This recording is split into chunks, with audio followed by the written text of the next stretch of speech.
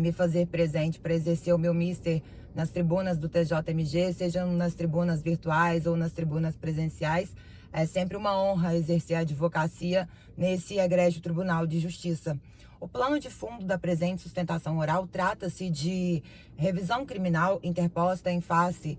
de Jonathan dos Reis Rodrigues, onde há uma desconformidade não somente com a legislação vigente, mas também com o próprio acervo probatório trazido nos autos da ação penal. Inicialmente, antes de demonstrar e fazer explanações em face do acervo probatório, a defesa chama a esses nobres julgadores a uma... Sim, Excelência, Vossa Excelência falou comigo? Houve uma interferência, eu peço aos colegas que desliguem o microfone. Pode continuar, doutor. Perfeito, Excelência, muito obrigada. A defesa traz a essa tribuna uma reflexão de que permitir que a acusação utilize de uma prova que fora obtida por meio de uma prática criminosa por próprios agentes estatais é não somente de legitimar a violação de direitos constitucionais, né, que são os direitos fundamentais inerentes a todos nós, mas também de relativizar os direitos internacionais dos quais pactos do Brasil é signatário.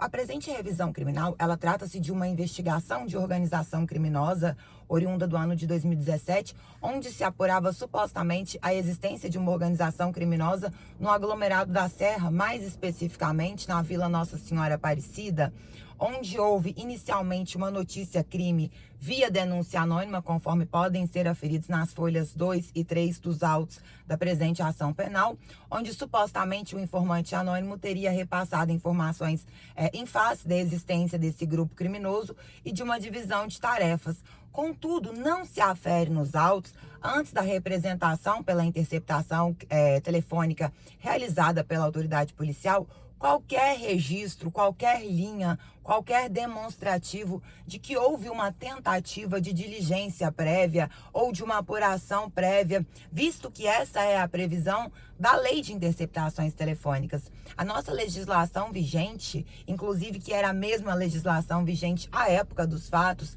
nos traz a demonstração e a previsão de que as interceptações telefônicas devem ser deferidas quando se demonstrado que não há outro meio para a produção de prova e que houveram ali tratativas de corroboração, de demonstração da existência de um fato criminoso e somente não se pôde investigar, somente não se pôde colher aquela prova porque não haviam outros meios e os meios possíveis e disponíveis já haviam sido esgotados. Contudo, conforme se afere nos autos da ação penal, o único meio de prova produzido e o único meio de prova buscado pela autoridade policial em face dessa suposta notícia da existência de uma organização criminosa foram as realizações das quebras de sigilos telemáticos, bem como das interceptações telefônicas. É importante ressaltar e trazer a informação aqui nessa tribuna virtual de que houve no curso dessa ação penal uma prática de crime de improbidade administrativa em face não somente do escrivão do gabinete que à época realizava essa ação penal, sendo essa a segunda vara de tóxicos da capital, bem como do escrivão de polícia da delegacia especializada, uma vez que a autoridade policial, quando proferiu os relatórios de investigação, bem como realizou os pedidos de quebra de sigilo telemáticos e os pedidos de interceptações telefônicas, foram apresentados diversos números telefônicos, sendo esses números divididos em dois grupos. O primeiro grupo sendo o grupo dos investigados e o segundo grupo sendo o grupo de pessoas que não eram investigadas, mas que por alguma razão mantinham contato com os investigados. Aqui nessa tribuna, essa defesa, de uma maneira muito simplória e humilde, traz a Vossas Excelências a informação de que à época dos fatos, o revisionando era casado com a senhora de nome Gisele e que à época a autoridade policial percebeu que ela estabelecia contato com o revisionando e assim sendo a autoridade policial entendeu ser de bom tom realizar o pedido de interceptação do número cadastrado no CPF de Gisele. Ocorre que quando tal pedido for arremessa à justiça, o próprio representante do Ministério Público manifestou-se contrariamente à quebra de sigilo de Gisele, bem como contrariamente às suas interceptações telefônicas. Ocorre que Dias depois, mais especificamente as folhas 100 dos autos da ação penal, o juízo proferiu decisão indeferindo a quebra de sigilo de Gisele, bem como indeferindo a realização de interceptações telefônicas do número de Gisele. Contudo, o agente escrivão da secretaria, ao emitir,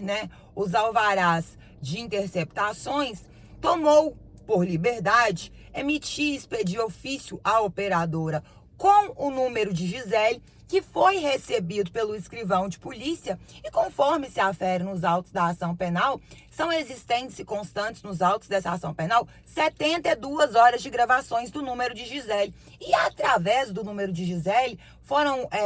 angariados novos números de telefone que, consequentemente, em um momento posterior da ação penal, esses números angariados subsistiram e deram fundamentos à decisão de representação de busca de mandado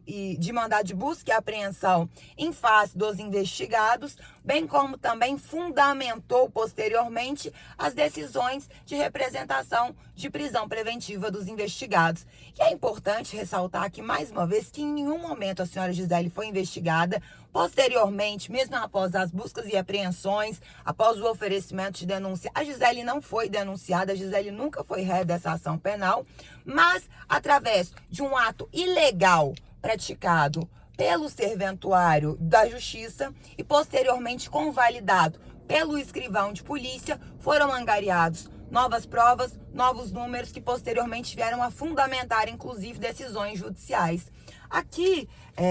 o que a defesa traz a essa tribuna,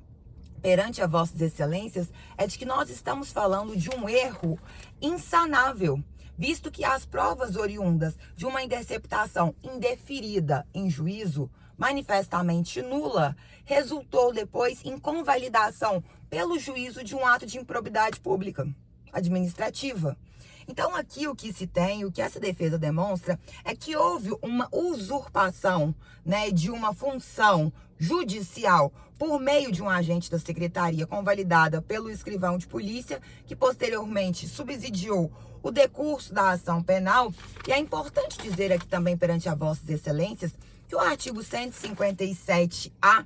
do Código de Processo Penal, em que pese tenha sido reformulado com inovações com o pacote anticrime em 2019, ele não traz uma inovação legislativa que veda a utilização de provas manifestamente nulas. Porque essa vedação da utilização de provas manifestamente nulas é prevista na Constituição Federal desde 1988. Contudo, não é o que se afere, não é o que se exprime nos autos da presente ação penal.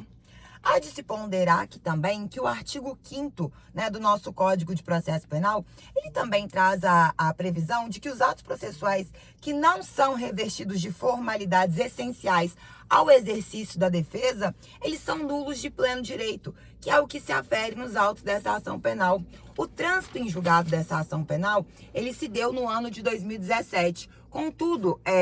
a modificação do pacote anticrime veio em 2019 e não traz nenhuma inovação que não possa ser utilizada no presente caso em tela. E muito para além também, é importante ressaltar aqui perante a Vossas Excelências que o Corréu Fabiano também ajuizou a ação revisional neste Tribunal de Justiça e teve a sua pena